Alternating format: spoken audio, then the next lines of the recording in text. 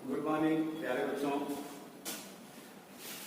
आज बायोलॉजी की क्लास में हम लोग मेगा स्पोरोजेनेसिस या ग्रुप बीजाणुजनन, दीर्घ बीजाणुजनन के बारे में अध्ययन करेंगे और एम्ब्रियोसाइट भ्रूण कोश का विकास कैसे होता है उसके बारे में भी जानेंगे। बच्चों, पिछले वीडियो में आप लोग बीजाणु के बारे में पढ़े थे कि उसके पौधों में जो बीजाणु होता है एक समान रचना बनाई गई है। तो जो बीजाणु होता है वो मेगास्पोरेंजियम होता है। उसी मेगास्पोरेंजियम के अंदर मेगास्पोर बनते हैं। तो बच्चों, ये बीजाणु की रचना है। इस बीजाणु के अंदर जो इसका मेन भाग होता है, जो फीमेल गैमेटोफाइट कहा जाता है, इसी को एम्ब्रियोसाइट कहते हैं। ये भ्रूण कोश है। ये पौधे का फीमेल गैमेटोफाइट है। मादा युग्मकोद्भीद होता है। तो इसमें जो दो पार्ट होते हैं, कैल्जा और माइक्रोपाइल, बाकी ये जो कवर होता है इसका पर्यावरण करते हैं ट्यूबमेंट, ये फिजिकल होता है। तो इसी बीजाणु के जो दो ध्रुव बन जाते हैं, एक उसका जो बीजाणु बाहर के साइड को माइक्रोपाइलर पोल कहते हैं और उसका जो अपोजिट पार्ट होता है उसको कैल्जल पोल कहा जाता है। ये दोनों ध्रुव याद रखिएगा क्योंकि यहाँ इसके बारे में आगे पढ़ना है। तो बच्चों, बीजाणु का जो ये भाग होता है न्यूक्लियस, ये है जो न्यूक्लियस भाग बीजाणु का, इसी को बीजाणु का।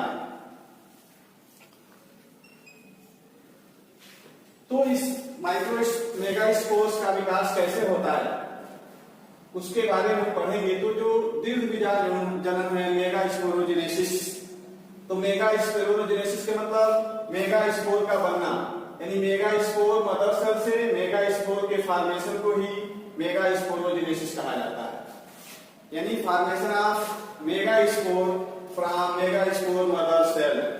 तो बच्चों, ये मेगास्पोर कैसे बनते हैं? यहाँ एक जैसे जो बीजाणु का न्यूक्लियस होता है, बीजाणु काय होता है, तो उसके एपिडर्मिस के नीचे हाइपोडर्मिस की एक कोशिका बड़ी हो जाती है और उसके अंदर जो साइटोप्लाज्म होता है वो घना हो जाता है। उस कोशिका सभी कोशिकाओं से अलग हो जाती है, आकार बड़ा हो जाता है। उस कोशिका को प्राइमरी आर्चिस्पोरियल सेल कहते हैं। अब ये प्राइमरी आर्चिस्पोरियल सेल में पेरिक्लाइनल डिवीजन होता है, परिणत विभाजन होता है।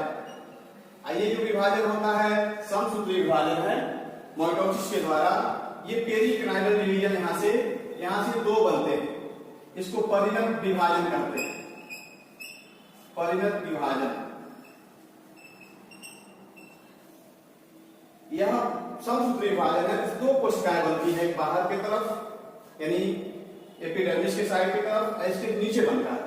तो जो बाहर की तरफ कोशिका बनती है इसको पैराइटल सेल कहते हैं, एक कोशिका, और उसके नीचे जो कोशिका बनती है उसको प्राइमरी स्पोरोजिनस सेल कहा जाता है।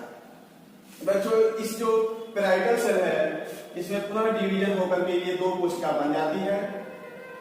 और जो स्पोरोजिनस सेल होता है, इससे मेगास्पोर का बनना है। स्पोरोजिनस सेल सिंगल ही रहता है, नीचे उसकी आकार कुछ बढ़ जाती है।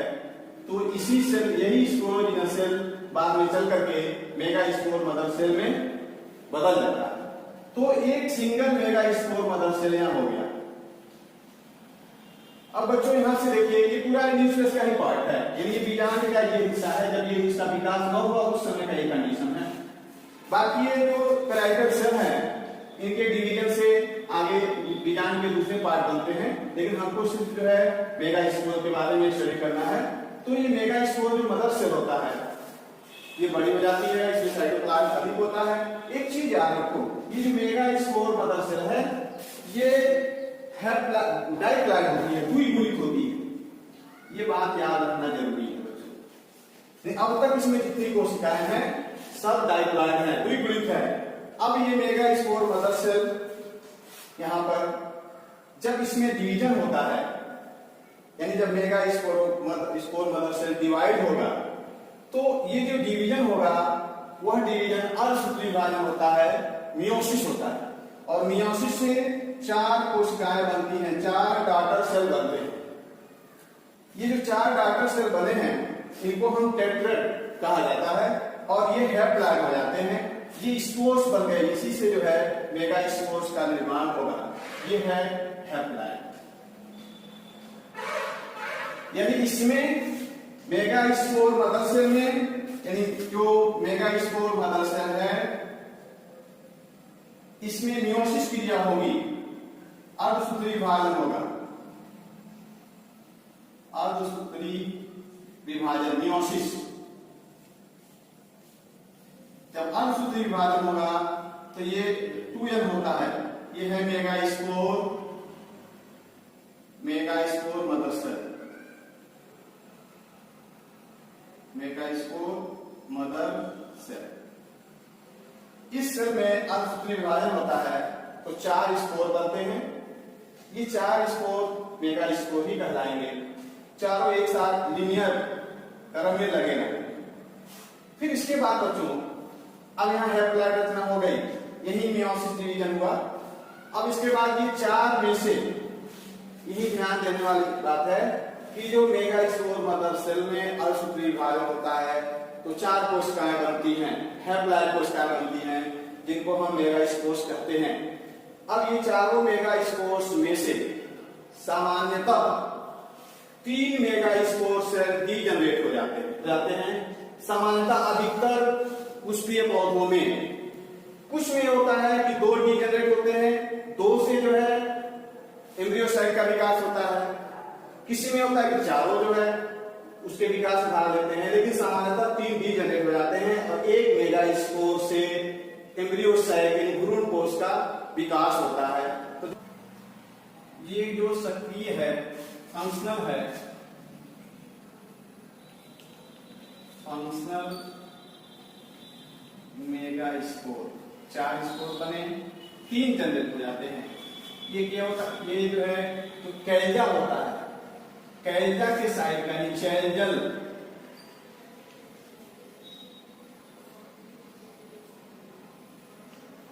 पोल के तरफ जो होता है वही एक्टिव होता है। बाकी जो 3 होते हैं माइक्रोपाइलर साइड में वह डीजनरेट हो जाते हैं, यानी ये डीजनरेट हो जाते हैं, डीजनरेट।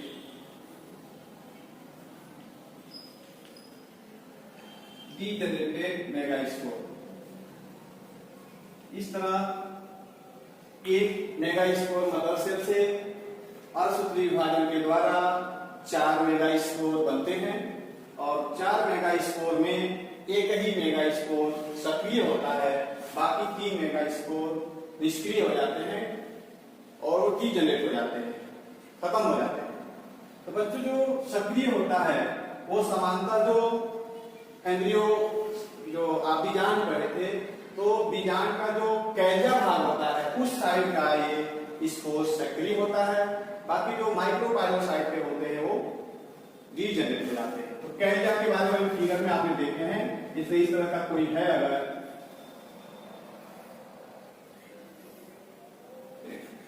तो बच्चों जो कैल्जा साइड के मेगा स्पोर होता है वही सक्रिय होता है और बाकी तीनों मेगा स्पोर डीजनरेट कर जाते हैं। बच्चों तो ये एम्ब्रियोसाइट मेगा स्पोर से ही विकसित होता है। तो मेगा जो स्पोर होता है, mega spore is the first cell,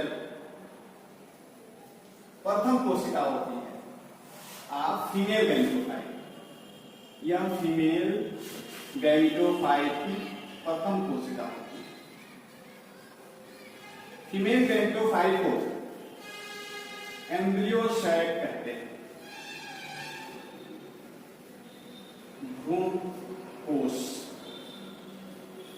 इसको एम्ब्रियोसाइट कहा जाता है, भ्रूण कोश कहा जाता है। तो बच्चों ये इसी से मेगा स्पोर से ही फीमेल गैमेटोफाइट का विकास होता है। अब बच्चों कैसे विकसित करता है? अब इस मेगा स्पोर से जो है प्लांट के अंदर होता है, ये मेगा स्पोर बड़ा होकर के बीजांड के अधिकतर भाग को कवर कर लेता है। ये आदि मेगा स्पोर बड़ा होकर के बीजांड के अधिकतर भाग को कवर कर लेता है।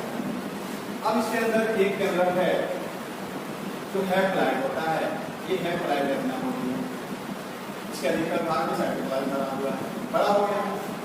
अब इसमें माइटोसिस होता है, प्रत्येक केंद्र जो है पहले दो केंद्र बनता है, इसमें दो केंद्र बनते हैं जो दो ध्रुव की तरफ चले जाते हैं, दो केंद्र बन के दो ध्रुव की तरफ चले जाते हैं। ये भी अप्लाई रचना होती है सिंगल, यानी इसमें ध्रुव की संख्या अवमित होती है, ये बात याद रखिएगा। फिर दूसरा इसमें माइटोसिस होता है, यानी माइटोसिस सेकेंड होता है, और ये प्रत्येक केंद्र डिवाइड होकर दो केंद्र बनते हैं। इस तरह यहाँ चार केंद्र वाली रचना बन जाती है, यानी यहाँ पे दो केंद्र बन जाते हैं, दोनों ध्रुवों की तरफ दो केंद्र बन जाते हैं। ये रचना जो है माइटोसिस सेकेंड की जाती है। इसके बाद माइटोसिस थर्ड होता है।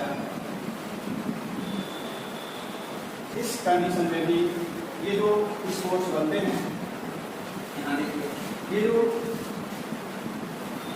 ये रचना है, तो प्रत्येक ग्रुप के साइड में चार केंद्र, चार और अवमित केंद्र बन जाते हैं। इस तरह जो है एक मेगा स्पोर के केंद्र में चार केंद्र, आठ केंद्र बनाते हैं, यानी 8 केंद्र की रचना ये बन जाती है। ये सब को चार माइक्रोपाइलर पोल की तरफ और चार जो है कैजल पोल की तरफ। ये माइक्रोपाइल है, ये माइक्रोपाइलर है, ये कैजल है, यानी कैजल पोल अभी आपको अलग है। अब बच्चों इसके बाद क्या होता है, इसके बाद ये होता है, ये सभी हेप्लॉइड रचना है, सब में ग्रुप की संख्या है अवमित है। इन दोनों ध्रुवों से, यानी ये कैरियर पोल से और माइक्रोपाइलर पोल से, दोनों ध्रुवों से एक एक केंद्र जो है यहाँ से केंद्र में बीच में चले जाते हैं। इसको एंटीपोडल ध्रुवीय केंद्र कहा जाता है। ध्रुवीय केंद्र 3 यहाँ पर जाते हैं, 3 केंद्र यहाँ पे और 3 माइक्रोपाइलर पोल की तरफ, और दोनों में से एक एक केंद्र बीच में चले जाते हैं। ये बीच में एक पास आ जाते हैं। बीच में आने के बाद यह रचना करती है। उसके बाद क्या होता है बच्चों, इनके बीच में सेल, यानी ये जो माइक्रोपाइलर की तरफ जो 3 केंद्र के इनके बीच में कोशिका झिल्ली बन जाती है और यह 3 कोशिकाओं में बढ़ जाते हैं। तो इस तरह एक जो रचना बनती है, यहाँ पे 3 कोशिकाएं बन जाती हैं। ये जो एंटीपोडल सेल है वहां भी 3 कोशिकाएं बन जाती हैं। आप बीच में 2 केंद्र की पास है, इसी को कहा जाता है द्वितीयक केंद्र, यानी यह जो है सेकेंडरी न्यूक्लियस, द्वितीयक केंद्र। ये दोनों एक साथ मिलकर के द्विध्रुवीय रचना बना देते हैं। और जो माइक्रोपाइल साइड की तरफ होता है, ये एक होता है एक सेल, और उसके साथ जो 2 कोशिकाएं होती हैं उसको हम सहायक कोशिका कहते हैं, सिनर्जिस कहा जाता है, सहायक कोशिका। ये भी करके 2 सहायक कोशिका और एक एग सेल मिलकर के एग ऑपरेटर्स अंड उपकरण बनाते हैं, एग ऑपरेटर्स का निर्माण करते हैं। और ये जो 3 कोशिकाएं कैरियर पोल की तरफ होती हैं, उनको हम एंटीपोडल सेल, प्रतिरूप कोशिकाएं, तो प्रतिरूप कोशिकाएं, ये कोशिकाएं 3। इस तरह बच्चों ये जो एम्ब्रियोसाइट है, ये पूरा एम्ब्रियोसाइट में 8 केंद्र और 7 कोशिका हो जाती है। यानी एक विकसित एम्ब्रियोसाइट में एक न्यूक्लियस और 6 सेल होते हैं। बच्चों एक समान पूर्ण कोश की रचना। अब बच्चों ये विकसित डेंड्रोफाइट एम्ब्रियोसाइट का एक संरचना है। बच्चों इसमें आप देख रहे हैं कि विकसित जो एम्ब्रियोसाइट होता है उसके अंदर 8 केंद्र होते हैं। 3 माइक्रोपाइलर नेल की तरफ जो एग ऑपरेटर बनाते हैं, उसमें एक होता है कुछ एक कोशिका, अंड कोशिका, एक सेल, उसके साथ 2 सहायक कोशिकाएं होती हैं, इसको हम सिनर्जिस कहते हैं। 3 कोशिका यहाँ होती है। एक जो एंटीपोडल सेल्स होते हैं, प्रतिमुखी 3 कोशिकाएं होती हैं, इसके अंदर 3 केंद्र होते हैं। और बीच में जो पोलर सेल होता है उसके अंदर 2 ध्रुवीय केंद्र होते हैं, ये दोनों सारी के अंदर हैप्लाइड। इस तरह एक गैमेटोफाइट में इस तरह के जिसके अंदर एक ही मेगास्पोर से इसका विकास हुआ है, ये मोनोस्पोरिक होता है।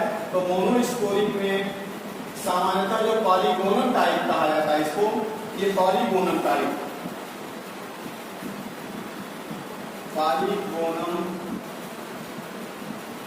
प्रकार का ये एम्ब्रियो सैक होता है, जिसमें 8 केंद्रक और 7 कोशिकाएं होती हैं। अब बच्चों इसमें एक चीज ध्यान देना है, ये जो एग अपरेटस होता है ये माइक्रोपाइलर हैंड की तरफ होता है। माइक्रोपाइलर के बगल में जो सिनर्जिस होते हैं, यह जो पोलन ट्यूब होता है उसको एंड कोशिका तक पहुंचने के लिए मार्ग प्रोसेस करते हैं। इसी के अंदर फुली फॉर्म कोशिकाएं होती हैं। बाद में ये भी कोशिकाएं डीजनरेट हो जाती हैं, एंटीपोडल सेल भी डीजनरेट होता है। बच्चों निषेचन से पहले ये जो पोलर न्यूक्लियाई हैं, जो पोलर सेल हैं, ये क्या करते हैं कि एक साथ जो है फ्यूज हो जाते हैं, एक में मिल जाते हैं। जब दोनों के अंदर एक में मिल जाते हैं तब ये जो रचना बनती है, इसके अंदर एक ही केंद्रक हो जाता है और इसके चारों तरफ जो है साइटोप्लाज्म इकट्ठा हो जाता है। उस कंडीशन में इसमें केंद्रक की संख्या 7 ही हो जाती है, लेकिन ये निषेचन के जस्ट पहले होता है और उसमें क्या होता है, तब इसको कहा जाता है द्वितीयक केंद्रक। तब इसे द्वितीयक केंद्रक। इसमें जो गुरुत्व की संख्या टाइप्लाइड हो जाती है, बाकी सब में गुरुत्व की संख्या हैप्लाइड है और इसमें टाइप्लाइड हो जाती है। तो ये बात याद रखिएगा, ये जो द्वितीयक केंद्रक होता है, दोनों पोलर न्यूक्लियाई जो होते हैं वो द्वितीयक केंद्रक उनके फ्यूजन से एक में मिलने से बनता है, जिसकी वजह से दोनों हैप्लाइड होते हैं। दोनों जब मिलते हैं तो ये द्वितीयक केंद्रक बनता है, जो संख्या टाइप्लाइड हो जाती है, पूरी हो जाती है। जो निषेचन के जस्ट पहले ये घटना होती है, उससे पहले जब विकसित गैमेटोफाइट है, दोनों केंद्रक अलग अलग होते हैं, इसीलिए इसको 8 केंद्रक वाला और 7 कोशिका वाला एम्ब्रियो साइट कहा जाता है। तो एक फीमेल गैमेटोफाइट के विकास को इन रेखाचित्र के द्वारा दर्शाया जा सकता है, इससे आपको समझने में आसानी होगी। यहाँ देख रहे हैं कि ये मेगास्पोर मदर सेल है जो द्विगुणित होता है। जब इसमें अल्पसूत्री विभाजन होता है तो 4 मेगास्पोर बनते हैं। मेगास्पोर, ये 4 मेगास्पोर को टेट्रा कहा जाता है, जो लीनियर होते हैं, एक लाइन में होते हैं। उन 4 में से चारों हैप्लाइड हो जाते हैं। जब अल्पसूत्री विभाजन होता है तो उनकी संख्या हैप्लाइड हो जाती है।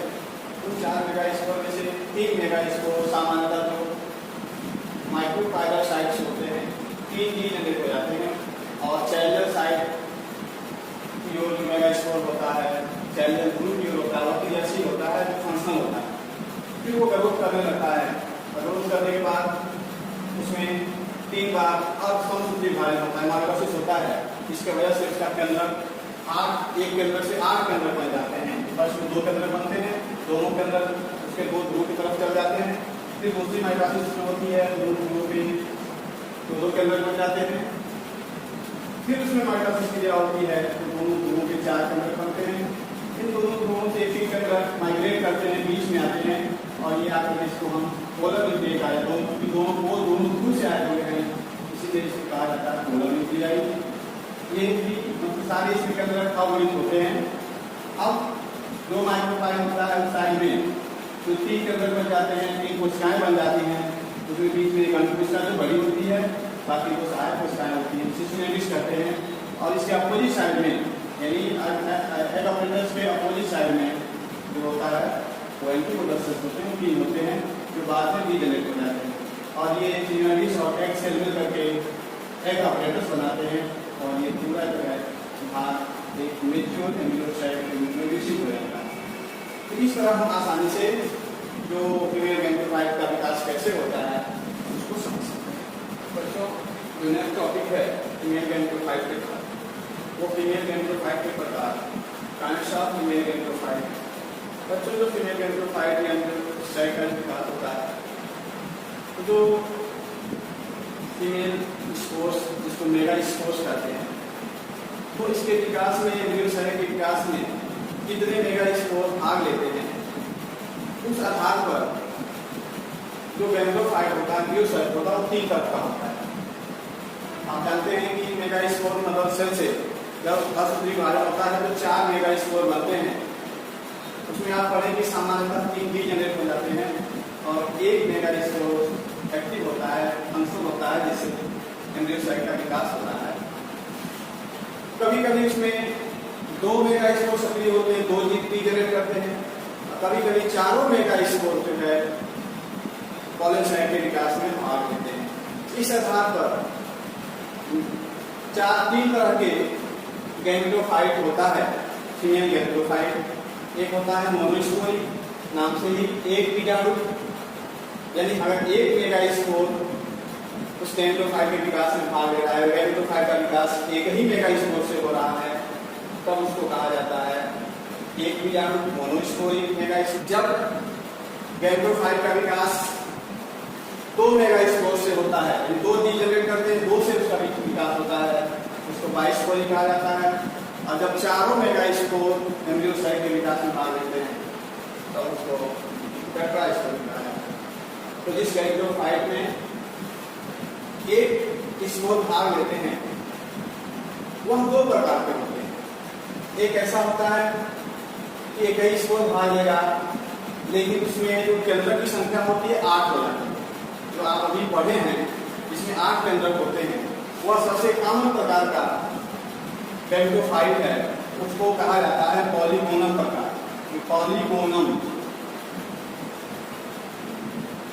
पॉलीगोनम टाइप का जो गैमेटोफाइट एम्ब्रियोसाइट होता है वह इसी प्रकार का मोनोस्पोरिक होता है, एल्बिक्वेट 8 केंद्रीय होता है।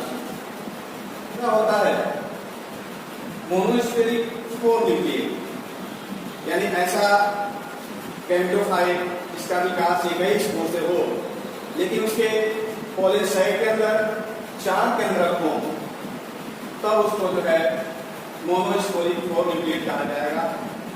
और आइनोथेरा एक पौधा है, उसके अंदर इस तरह का गैमेटोफाइट पाया जाता है। दूसरा है द्विबीजाणिक बाइस्पोरिक, नाम से ही स्पष्ट है कि किसी गैमेटोफाइट के विकास में अगर 2 मेगा स्पोर भाग ले रहे हैं, 2 मेगा स्पोर से गैमेटोफाइट का विकास हो रहा है, उसको बाइस्पोरिक कहा जाएगा। प्याज में इस तरह का कंडीशन होता है, इसमें भी 8 केंद्रक होते हैं, 8 केंद्रक रहते हैं, लेकिन 2 स्पोर के लिए प्याज केंद्रक बनते हैं। इसका एग्जाम्पल होता है प्याज। प्याज में इस तरह का गैमेटोफाइट होता है। कुछ पौधों में बच्चों टेट्रास्पोरिक कंडीशन होता है, इसमें 4 ही मेगा स्पोर, कोई डी जनरेट नहीं करते हैं, 4 क्रियाशील होते हैं और 4 से मिल करके उनके गैमेटोफाइट का विकास होता है। उस तरह को कहा जाता है टेट्रास्पोरिक या 16 केंद्रक। इसके अंदर 8 केंद्रक हो सकते हैं या 16 केंद्रक।